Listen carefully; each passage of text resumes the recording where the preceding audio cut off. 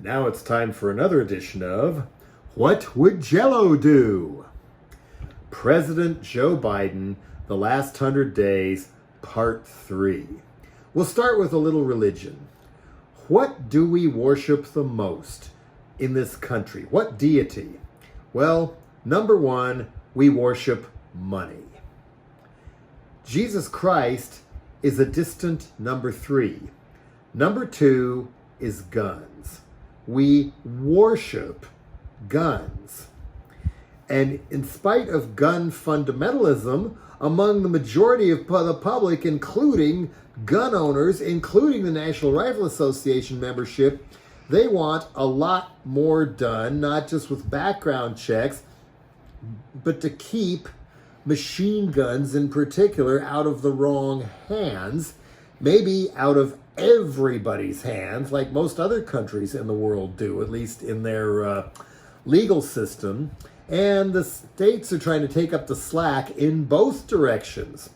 Gun fundamentalists, Nazis, whatever, in places like Texas, saying, yeah, now you can just carry a gun into anything, anywhere. You don't have to have a license. You don't have to have any instruction. Just hide your gun somewhere, go into any old bar, any old church, any old school, and it's fine.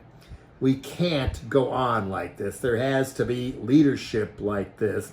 City of Boulder, Colorado is again banning automatic weapons, rewriting the law, hoping this time it will get at least a little further up the court system, and maybe go all the way if somebody, hint, hint, great coelacanth, actually takes a leadership position and gets enough people, not just 2 senators, into Congress to put more justices on the Supreme Court and then get them confirmed so women can live like people again and not have to bow down to the deity of Clarence Thomas and stuff. Not even Trump, not even Bannon, Clarence Thomas. Enough is enough. New York, they now have a bill in their legislature where gun license applicants, at least handguns, must detail all their social media accounts to get a license. Not necessarily a look through, but people have to know what it is.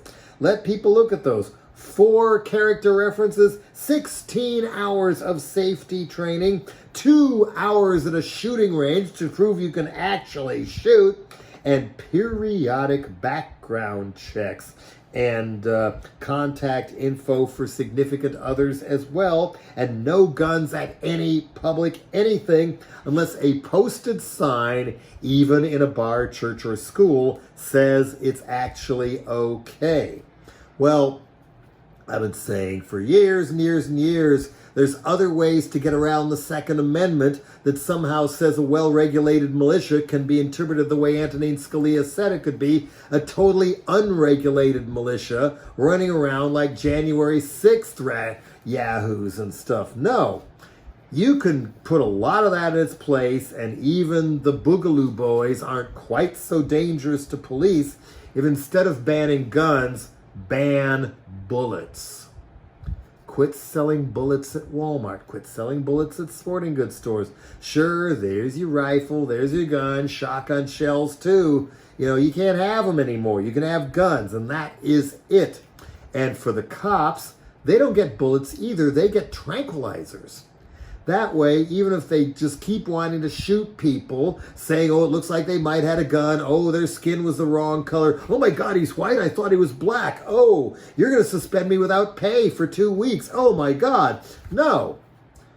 A lot of people would still be alive now if the cops could only shoot them with tranquilizers. Yeah. Instead of banning weapons, if we must have guns, go whole hog and put it all on the seller, at least. Here's a law for you that doesn't violate the Second Amendment. Anyone who sells anyone else a gun that is later used to kill people is not only an accessory to murder, but is fully responsible for wrongful death suits as claims and all the other damages caused by the guns you sold. That would, you might not even have to screen people under the New York bill if the gun dealers did it for us instead. Even people at gun shows are selling AR-15s out of the trunk of their car. Beware who you sell it to. That way, people who have to have them can still have them. You know, you can machine gun a duck to death if you really want to. But the rest of us can live a little longer. And here's another one where we have to hammer Biden more to reach him. He is still stuck in the old past that cannabis leads to harder drugs. Therefore, all the drug laws still need to stay on the books, and all the non-violent criminals crowding up our prison system, not even really criminals at all, just people with convictions for pot, let them out. End prohibition of cannabis nationwide. Lower the prison population by hundreds of thousands. Release all federal drug prisoners on the spot if it was a totally non-violent crime. Commute their sentences to time served. Let them go. And call for the repeal of your own pet evil law, the RAVE Act, Reducing Americans' Vulnerability to Ecstasy Act. That's the one that says any promoter allowing drug use of any kind, anywhere, fined $500,000 and up to 20 years in jail. That's Joe Biden for you. Meaning you light up a joint at a San Francisco Giants baseball game, the whole couple owners who own the Giants could all go to jail for 20 years if this idiot Biden law was actually enforced. Why not call for its repeal, let alone promise not to enforce it?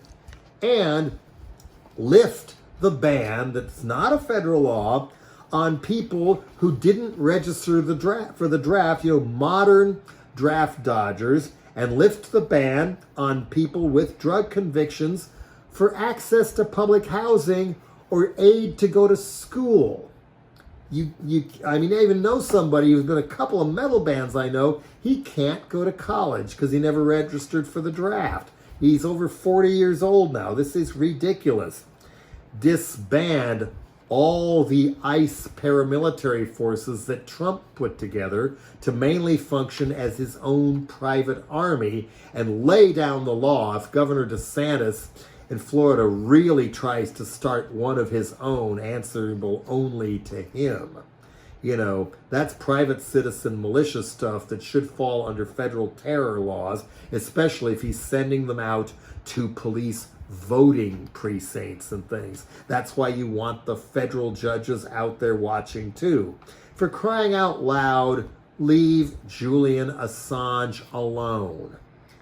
I'm not real fond of him either after what he did to tip the election to Trump in 2016. But what they want to put him away for and lock him up in solitary and torturing himself for the rest of his life, that was doing the world a favor, exposing war atrocities and things. Remember? Chelsea Manning, remember? There's so many more blatant crimes and scandals, even besides January 6th, and they're right in front of your face. Yes, we need to get the Mueller report back out there and follow the money. Maybe Trump wasn't colluding directly with Putin and the Russians. His son was. His son-in-law was. Michael Flynn sure as hell was. And he was with the dictator of Turkey as well on thinking about a kidnap plot of Erdogan's main critic who lives in Pennsylvania, and Flynn was willing to help. That's the kind of thing that's, that in normal times you'd be going to jail for espionage, betraying your country, acting as a foreign agent, you name it. How corrupt do we have to be here? And what is up with the Federal Election Commission, which has been largely neutered and toothless for I don't know how long, and there's been 3 open seats since 2007, still unfilled. So there's others hanging on who'd really rather retire, some of which are daddy, one's even a daddy Bush employee, W. Bush appointee.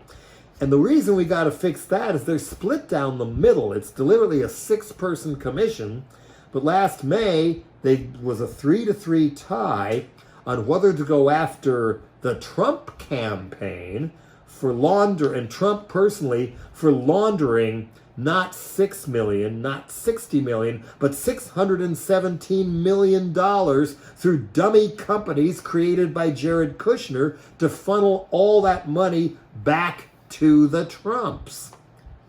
This is huge.